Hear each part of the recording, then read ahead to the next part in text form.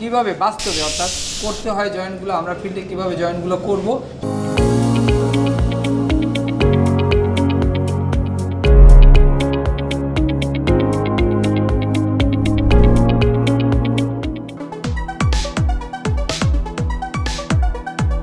আসসালামু আলাইকুম, আশা করি ভালো আছেন সবাই। আমি মোহাম্মদ ইমাম হোসেন। আমি ডলফিন ট্রেনিং সেন্টারে দীর্ঘদিন ধরে প্লাম্বিংয়ের ট্রেনার হিসেবে কাজ করতেছি। বিগত দিনে আমার এপিসোডগুলো আপনারা অবশ্যই দেখেছেন এবং আজকে আমি আপনাদের সামনে যে এখন যে এটা করব সেটা হলো প্লাম্বিংয়ের বিভিন্ন জয়েন্ট অর্থাৎ ফিটিংস ব্যবহার করে এবং পাইপ ব্যবহার করে কী কী জয়েন্ট করা যায় এবং কী কী জয়েন্ট আমরা করতে পারি বা আমরা করে থাকি, অর্থাৎ এই জয়েন্টগুলো কেন দরকার। অর্থাৎ প্লাম্বিং কাজের প্রত্যেকটা জায়গায় জয়েন্টের প্রয়োজন, অর্থাৎ জয়েন্ট ছাড়া প্লাম্বিং কাজ হবে না। অর্থাৎ এক জায়গা থেকে আরেক জায়গায় লাইন নিতে গেলেই জয়েন্টের প্রয়োজন। আমি এখন আপনাদেরকে এই বিভিন্ন জয়েন্টগুলো আপনাদের দেখাবো কিভাবে বাস্তবে অর্থাৎ করতে হয় জয়েন্টগুলো, আমরা ফিল্ডে কীভাবে জয়েন্টগুলো করব সেগুলো আপনাদের এখন আমি করে দেখাবো। আপনারা একটু ধৈর্য সহকারে জয়েন্টগুলো দেখবেন।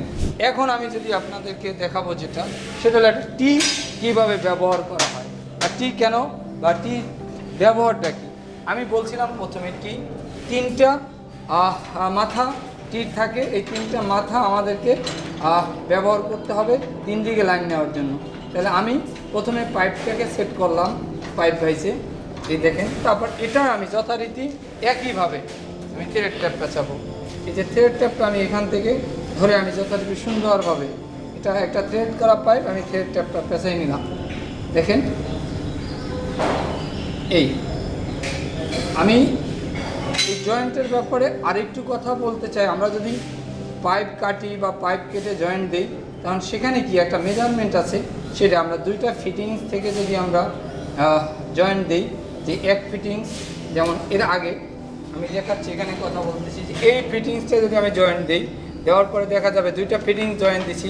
এখন আমি পাইপের মেজারমেন্টটা কিভাবে নিব, পাইপ কতটুকু কাটবো, আমার এই প্রত্যেকটা ফিটিংসের জন্য আমার হাফ ইঞ্চি করে বাদ দিতে হবে, অর্থাৎ হাফ ইঞ্চি বাদ দিয়ে আমার পাইপটা কাটতে হবে।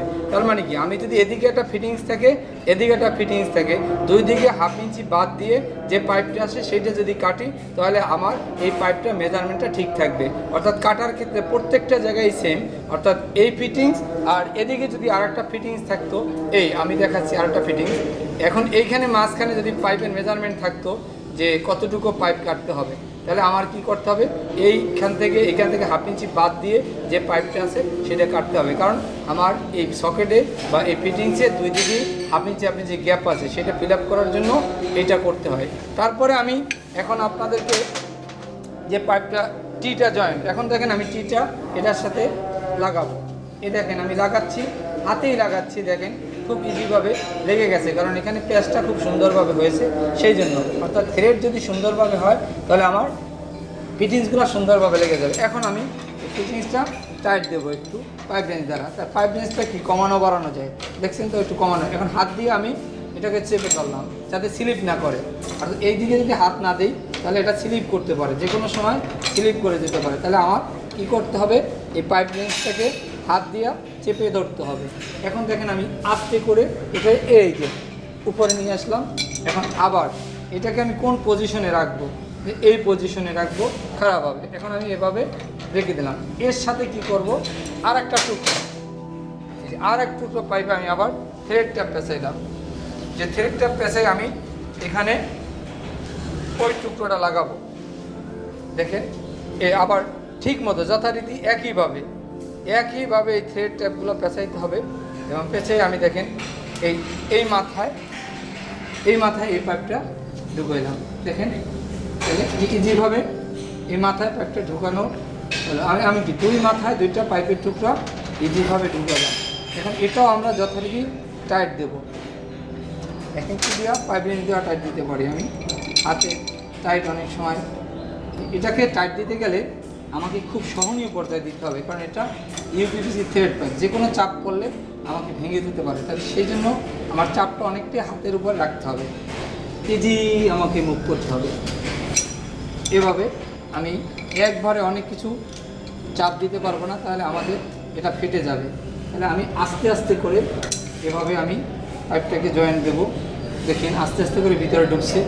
আমি যদি এভাবে জয়েন্ট যদি মোচড় দিতে থাকি ইজি এটা ঢুকবে।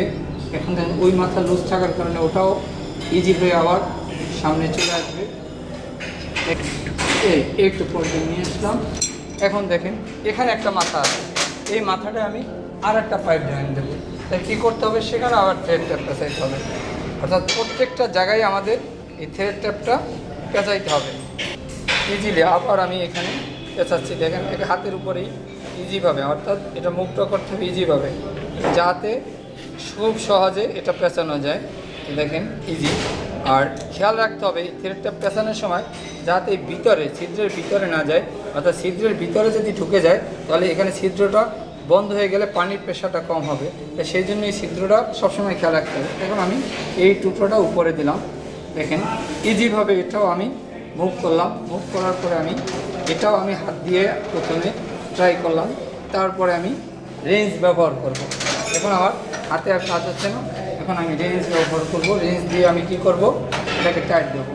দেখেন ইজি, এটাও টাইট হয়ে যাবে। এই আমি এটাকে যত পর্যায়ে টাইট দিতেছি যতটুকু প্রয়োজন। এটাকে জোর করা যাবে না, কারণ জোর করলে যে কোনো সময় ভেঙে যেতে পারে। এটা ইউপিভিসি থ্রেড পাইপ, সেই জন্য এটা আমার সহনীয় পর্যায়ে একে চাপ দিতে হবে এবং ঘুরাতে হবে। এবং সবসময় রেঞ্জ এখানে হাত রাখতে হবে যাতে রেঞ্জটা স্লিপ না করে, অর্থাৎ এখানে হাত না রাখলে রেঞ্জটা স্লিপ করবে। সেই জন্য আমাকে এই হাতটা সবসময়ই এই পর্যায়ে রাখতে হবে যাতে এই রেঞ্জটা স্লিপ না করে, অর্থাৎ হাত না থাকলে রেঞ্জটা যে কোনো সময় স্লিপ করে যেতে পারে। সেই জন্য হাতটা দিয়ে আমাকে ওখানে রেঞ্জটা সেট করে নিতে হবে। এখন দেখেন আমরা সঠিক একটা টি জয়েন্ট পেলাম, অর্থাৎ তিনটা পাইপের জয়েন্ট একত্রে হয়ে গেল। দেখেন সুন্দরভাবে, অর্থাৎ এই একটা পাইপ একটা পাইপ একটা পাইপ, অর্থাৎ আমি বলছিলাম ইকুয়ালিটি দ্বারা আমাদের তিনটা পাইপের সংযোগ দেওয়া যায়। আমি সেই সংযোগটা আপনাকে দিয়ে দেখালাম। আশা করি আপনারা এই জয়েন্টটা সম্পর্কে ভালোভাবে বুঝতে পারছেন। সকলকে ধন্যবাদ। আমি এখন আপনাদের একটু সাফল্যের কথা বলবো। আসলে এই প্লাম্বিং কাজটা আগে মানুষ তেমন করতে চাইতো না, আসলে জানতো না। এখন আমাদের এই প্রত্যেকটা ট্রেনিং সেন্টারে আমি দেখছি, আমি বিগত দিন মানে এখানে ট্রেনিংয়ে অবস্থায় থাকা অবস্থায় অনেক স্টুডেন্ট এখানে আসে যারা এই প্লাম্বিং কাজ শিখতে চায়। তখন আমি জিজ্ঞেস করতেছি যে আসলে আপনারা কেন এই কাজটা শিখতে চান? তখন তারা বলেছে স্যার এই কাজটার প্রচুর ডিমান্ড, অর্থাৎ আমরা এখন বিদেশে যতগুলো সার্কুলার আছে বা যেখানেই যা পাচ্ছি তার ম্যাক্সিমামই প্লাম্বার হিসেবে চাচ্ছে। অর্থাৎ কানাডাতেও প্রচুর প্লাম্বারের চাহিদা, অস্ট্রেলিয়াতেও চাহিদা, অর্থাৎ কারণ এই অস্ট্রেলিয়া এবং কানাডাতে প্রচুর ধরনের প্লাম্বিংয়ের কাজ হয়। যেখানে এখন শীতপ্রধান দেশ সেখানেও প্লাম্বিংয়ের প্রচুর কাজ হয়। অর্থাৎ এই প্লাম্বিং কাজটা করতে গিয়ে অনেকেই দেখা যায় সেখানে হাই স্যালারিতে অনেক বেতনে কাজ করে।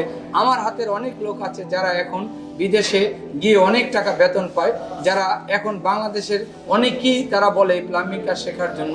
তাই সেই উপস্থিতিতে আপনারা আমার এই বিগত দিনে এরকম অনেক আছে যারা এই কাজ শিখে এখন তাদের উচ্চতার শিখরে পৌঁছে গেছে এবং তাদের কাজ করার অনেক এক্সপিরিয়েন্স হয়েছে এবং এখন এই কাজটা তার মনোযোগ সহকারে সেখানে করতেছে। তাই আমি আশা করি যে আপনারা এই গল্পের মাধ্যমে আপনারা বুঝতে পারছেন যে কাজটার কতটুকু ইম্পর্টেন্ট। তাহলে আপনারা এই কাজটা যদি শিখেন তাহলে আপনাদেরও এই বিদেশ যাওয়া বা যে কোনো জায়গায় যাওয়া বা কাজ করা খুবই সহজ হবে। তাই আশা করি আপনারা পরবর্তীতে মনোযোগ সহকারে এই কাজটা শিখবেন। প্লাম্বিং সম্পর্কে জানতে হলে আমাদের সাথেই থাকুন এবং এই চ্যানেলটি সাবস্ক্রাইব করুন এবং ভিডিওটি বেশি বেশি শেয়ার করে সকলকে দেখার সুযোগ করে দিন। সকলকে অসংখ্য ধন্যবাদ।